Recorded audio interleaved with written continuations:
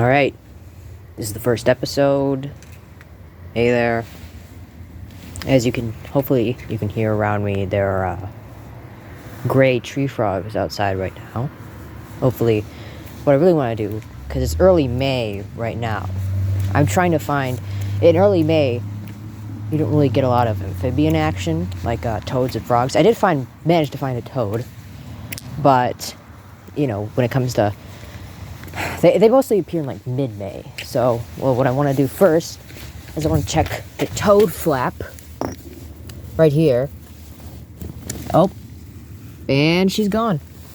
The toad is already gone. You see, the toads like this sort of soft soil. Oh, never mind. She's still there. You see, you could always tell that there's a toad there. If I'm trying to get in. There we go. There she is. Oh, that's a beautiful toad. That's a beautiful toad. All right, I'm going to let this one rest. You know, you don't want to rush them or just pull them out of the dirt.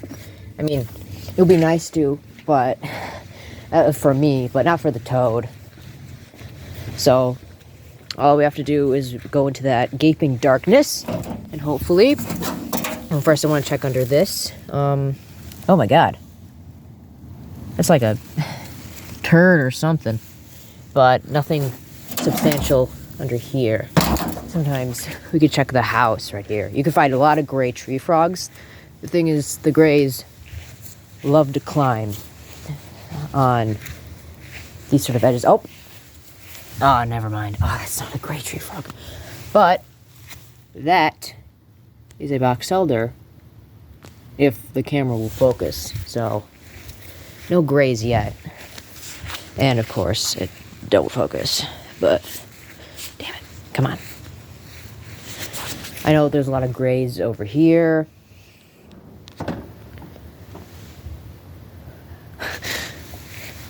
don't know what that was. Maybe it was my sister. But anyways, let's go behind the shop. That's the shop, if you could see it over there. My camera light's really bad, but you could sometimes find toads behind here too. Because right now, because I live in Wisconsin, right? A lot of marshlands, a lot of cool, you know, marshlands everywhere. That's where toads breed, right? Because toads are terrestrial. That's how we can differentiate them from frogs, or at least true frogs. Because after they're done, like their larval stage is in water, but they eventually, you know, steer clear of the water and decide to go to land. So this is the toad area. Toads, I usually like to find, there's toads under here often, but, well, not right now, but kind of see some toad activity there. Probably, they're kind of nomadic, I guess. They settle for a spot and then just leave. But, you know, you can see a lot of wood lice, a few millipedes somewhere, but so far, no toads. But what I'm looking for especially is some sort of vertebrate. Anything like snakes, even like a rodent. I mean, I don't really like rodents that much. I have a guinea pig though. But just talking about like wild rodents. Sometimes you could find a frog in here. But all you really see is, well, a few bagworms. But there's a difference between the tree frogs. Of course, they're tree frogs, so which means they're frogs, and they're not really, they're arboreal. So they're kind of similar to toads, except that they prefer the trees.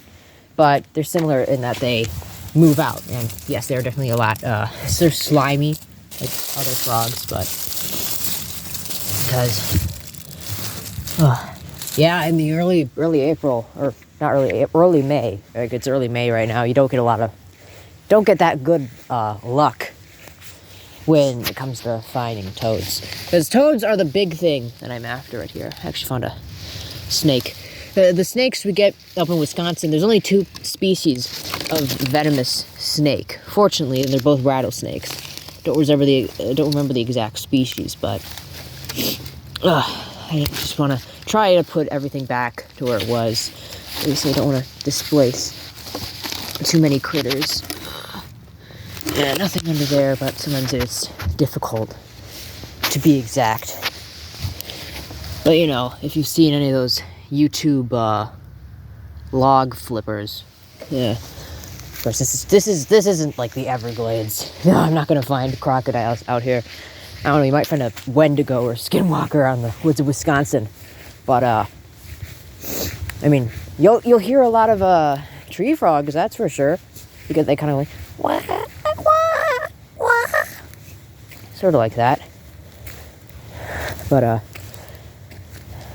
the thing I love most about junk, or I guess, well, I love junk because, or at least flat junk like this, because a lot of animals like to hide under it, but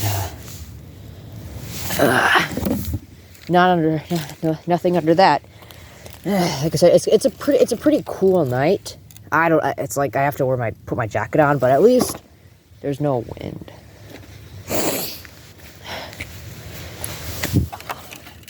Yeah. You said not lucky tonight.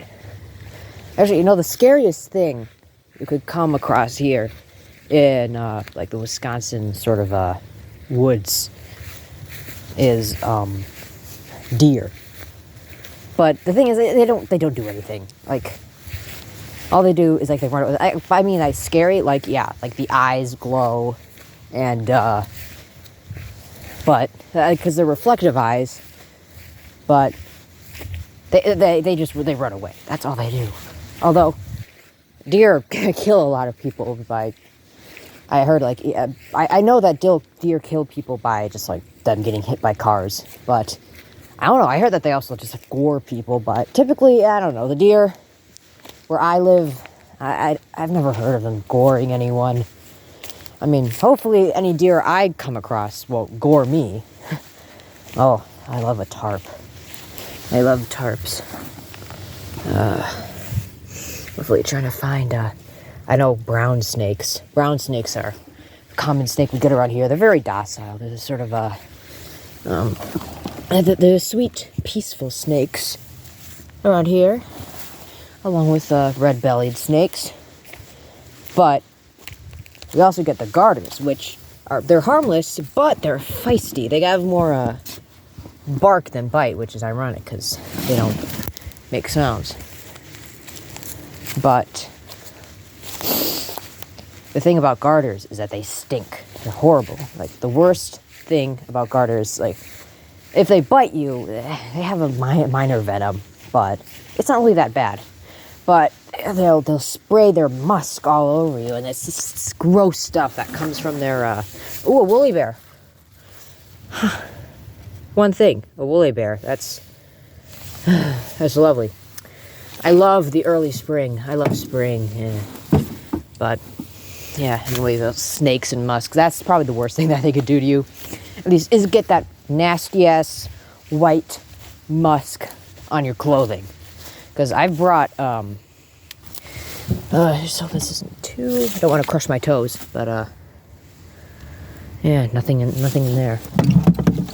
Probably there's a cat around here named Buster. So Buster may have scared away all the small animals, but well, he keeps the mice away. But just hope he doesn't get the snakes, because the snakes are also, you know, beneficial to the to getting rid of mice. Actually, I had a fun encounter with a snake once. I don't know. It was oh, look at that beautiful spider. I think that's those guys. I usually find those in kind of sheet webs, but that one probably hasn't made a home yet, because, you know, early April. They haven't really settled down yet. Once you get into the spring sort of weather, or not the spring, the summer. Once you get into the summer, then you actually start seeing these mighty sheet webs. I don't want to go over to the house just in case of privacy reasons. So, well, I mean, that was kind of disappointing, but maybe I don't want to go in the shed either, just because it's just so dusty in there. And I also don't want to go in the woods either, because of the, oh, a millipede right there. I also don't want to go in the woods either, because, you know, the Wendigo problem. But I'll try my luck again. I'll try to get. Come on, man. There. I hear the tree frogs out right now. Maybe there's some on the sides that that's where they hang out. They hang out on the sides of like buildings and stuff, like sheds. But we just don't get them like over here in the early May. Yeah, you keep getting screwed. But at this point, I'm just grasping at straws here. Hopefully, I also don't want to go into the woods because ticks are scarier than wendigos, to be honest. Just because of the disease, you know, they hitch a ride on deer and then they envenomate you with their nasty poison. I guess I'll try to lift up this upturned tub. Oops, I didn't mean to do that. Oy vey. Oh, I'm making a mess.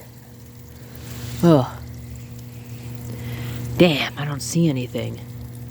Just a lot of water. Okay, I'll try to put it back the way it was. Don't want to.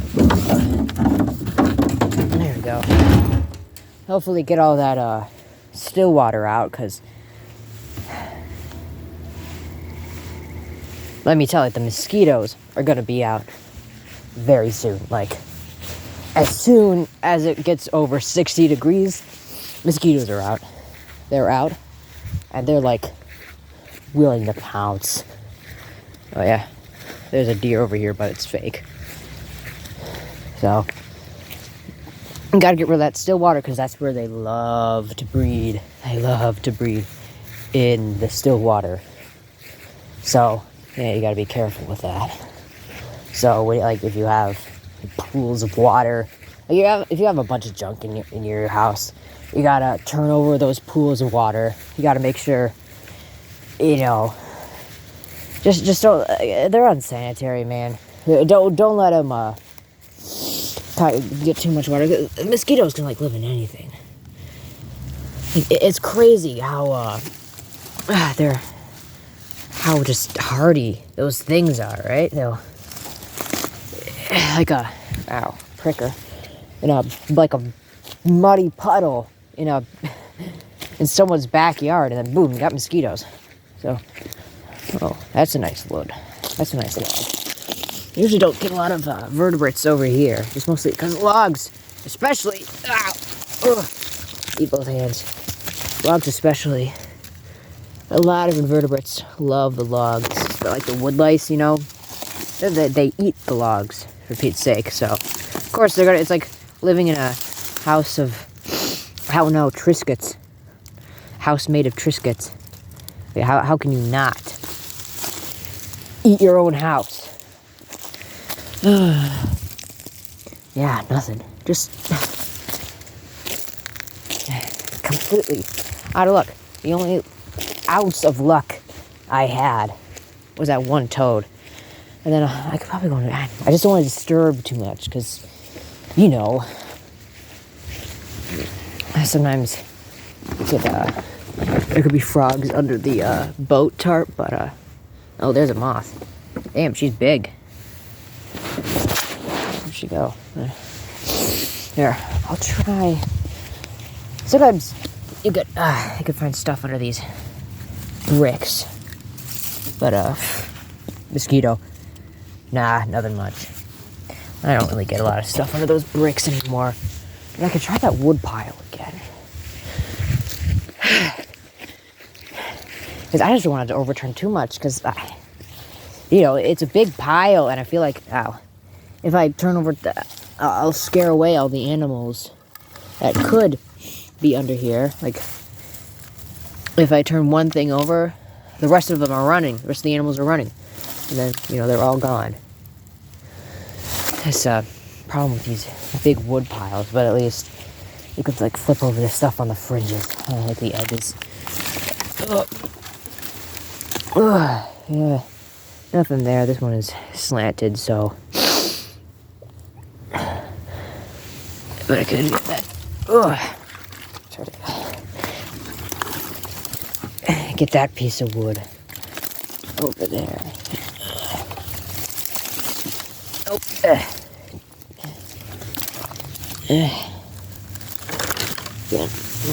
Anything? No. None.